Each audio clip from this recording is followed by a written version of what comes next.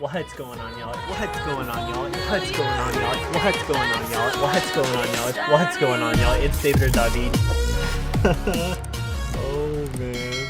What's going on, y'all? It's David or Dawhveed with an in-depth guide on Fafnir 11 in Kingdom of Heroes Tactics War. First of all, why should you farm Fafnir? Well, Fafnir drops Vampire, Life, Charge, Havoc, and Swift runes that you can pretty much use on every single unit in this game. In games like this, the runes make the unit, so you have to get very comfy here. Although it's not as easy as it sounds. Fafnir has 4 separate attacks. His first attack is a cleave that can inflict continuous damage and will heal him if your allies are inflicted already with continuous damage. His second attack is a single target nuke that does more damage the more debuffs that you have, and if he kills your ally, he inflicts continuous damage on your other allies and resets the cooldown on Gluttony, and then he gets an extra turn on top of all of that. His third skill just summons extra adds, and his final skill, which he uses pretty much whenever it's off of cooldown, he inflicts 2 stacks of continuous damage on your team for 2 turns, and then he himself gets an extra turn. Now with all of this in mind, I'll go over some important buffs and debuffs to bring for where you're at in the game. For beginning teams that are just starting to break into Fafnir, you'll want some sort of healer, cleanser, attack breaker, continuous damage dealer, speed buffer, and most importantly, someone to heal block the boss. For speed teams, you're really only looking for some sort of attack buffer, defense breaker, attack bar reducer, or a unit that can slow the boss. With that being said, let's jump into some flexible team compositions that you can bring for different stages of your progression. When you are first starting out, hopefully you picked Ingway because, well, he can pretty much solo the entire thing on Vampire for you within your first couple days of playing, which is great and all, but at some point you're going to want to speed up those 5-minute plus runs. If you didn't pick Ingway, you can skip on to the next team. So the first actual team I have for you is the next step from the Ingway solo team. This team is just Ingway and 3 of your best DPS units. The idea here is that you want your DPS units to deal as much damage as they can for you and then die quickly to leave Ingway to solo the rest. Killing the first wave fast and then dying to the boss is the most optimal strategy here, since Ingway can pretty much burn the boss down with continuous damage. The nice part of this is that it doesn't require much, just Ingway on Vampire and 3 high DPS units. The next team is one that you'll have to put a little more time into, but it's overall consistently faster, and that is a continuous damage team, or a dot team that I'll be calling it for the rest of the video. The idea for the dot team is that you don't actually need Ingway or any DPS units really, you'll just have to inflict dots on him and survive. Each tick of continuous damage on F11 deals 552 damage to the boss, which equates to 5% of his total HP, meaning that you'll need him to take 20 ticks of continuous damage. That sounds like a lot until you realize that you'll be doing damage outside of the dots and that you can have up to 8 dots on him at a time, meaning that in a perfect world, you can inflict 8 stacks of continuous damage on him for a couple of turns, and once it ticks twice, he's already down to 20% health. Then once it ticks 4 more times, he's dead already. Obviously, it doesn't always work out perfectly like that, so for this team, you not only want to inflict dots on him, but you'll also want to inflict something that can also heal block him so he doesn't ruin all of your progress.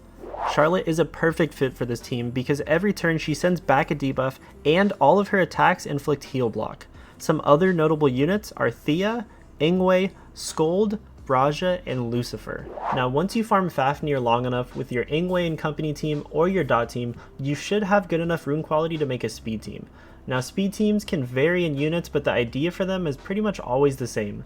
Kill the boss fast before he kills you. The most common and consistent layout that I have seen for speed teams include Mary, Apophis, and at least one other AoE unit. This is because you want your AoE unit to weaken the first wave, and then you want Mary to kill them all with her skill 3 before Apophis takes his own turn, so he saves his own skill 3 for the boss. Of course, all of this has to be speed tuned, so I made a small infographic for this video to hopefully help you understand this just a little bit easier. So the boss has 163 speed, and to make this as easy for you as possible, you actually want to underspeed the boss, because you want to debuff him right after he takes his turn, so the debuffs last longer on him. So the boss goes first, and then you want to make sure your speed is over 131 because the annoying zombie ads have 131 speed and you don't want to waste time with their animations. Now that we have a range that we should speed tune, let's slot in our units. Like I said earlier, you ultimately want to kill the wave before Apophis or your defense or attack breaker takes their turn, so they are last on here just before the zombies. If you're using Mary, which I 100% recommend that you do, you can either slot her in the second or the third spot. This all depends on whether or not your first unit has enough AoE DPS that will help Mary kill all of the adds on the first wave. This is very important because Mary's skill 3 is a large AoE that will reset your team's cooldowns and increase her action bar for each enemy killed. I would slot Mary in second to last just to make sure, which leaves the first 2 slots on your team to speed tune just between whatever your Mary's speed is and 162. 1 speed under the boss. I did make a spreadsheet showing the most popular speed teams and common units in them, so make sure to check this out whenever you have the chance. But while you're here, here's some of the best units to include in your Fafnir 11 speed team. Apophis and Mary, of course, Titanos, Nocturne, Esperanza, Freed, Mary, Apollon, and Jack. Now that I have covered why to farm Fafnir, what he does, what to bring, and multiple different teams to take him down, I'll now very briefly cover the most viable 5-star and 4-star units to bring. First up is Esperanza. She just does insane damage, doesn't require much when she's skilled up, and the mobility buff helps your units get into better position. Freed is a self-steroid machine and will nuke everything in sight while also slowing their attack speed and breaking their defense. Ingway, honestly, if you don't know what he does by now, I honestly don't know what to tell you. Raja will help you kill the first wave, and she can inflict continuous damage on her skill 1 for 2 turns if it's skilled up. Prey is another helpful unit to go before Mary and nuke the first wave, and she also helps defense break the boss. Mary is my love for Fafnir. She has an attack speed slow, attack bar reduction, a huge nuke, and she self-sustains. Demeter comes with probably the best leader skill for Fafnir and will ensure that your team doesn't die during your run. Titanos is probably the best DPS unit for Fafnir. He has a large AoE nuke that lowers enemy defenses and he can buff his own attack. Belphegor can stack a ton of dots and he can slow the boss as well as reduce its attack bar.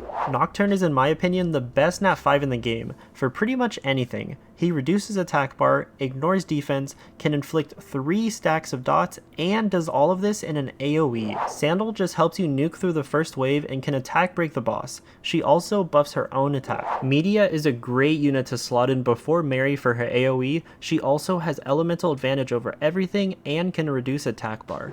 Lucifer is one of the best units to bring for a dot team, and so is Thea, who can return the dots back to the boss, and Charlotte, as I said before, who is also a great daughter along with her attack speed slow and heal block. Apollon provides a really nice leader skill to reduce the rune requirements for your units, and he also comes with a nice crit and attack buff and a nuke.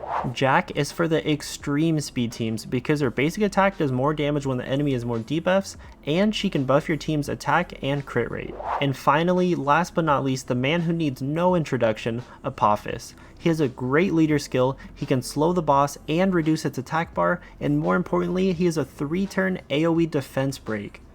That is actually going to wrap it up for the bulk of this video. The only thing really that's left is the speedrun videos where everything that I said in this entire video pretty much just comes together. But before I get into that, I just want to thank you all for taking the time to watch this video, and please make sure to hit that thumbs up button if you enjoyed the video or even if this helped a little bit.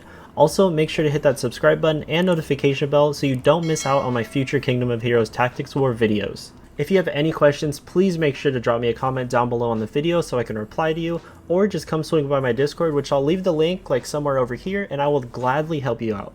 That's actually going to do it for me. I'm going to turn the music up now and show you the speedruns, and I will check you guys all in my next Kingdom of Heroes video. See ya!